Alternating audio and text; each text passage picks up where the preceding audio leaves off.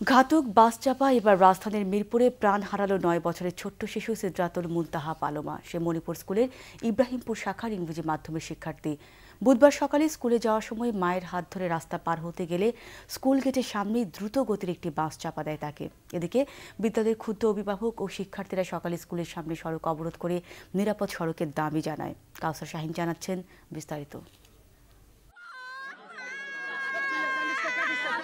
দ্বিতীয় শ্রেণীতে প্রথম স্থান অর্জন করেছিল পালোমা। প্রতিদিন তাকে নিয়ে স্কুলে যেতেন মা শাহেদা সুলতানা, ফিরেও আসতেন সাথে করে।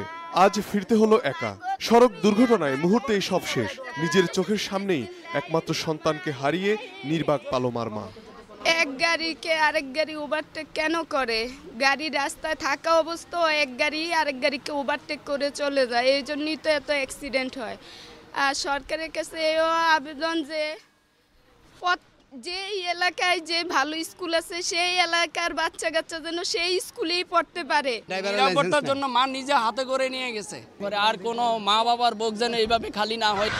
এদিকে পালোমার মৃত্যুর খবর ছড়িয়ে পড়লে ক্ষুব্ধ শিক্ষার্থী ও অভিভাবকরা বিদ্যালয়ের সামনে ১ ঘন্টা সড়ক অবরোধ করে।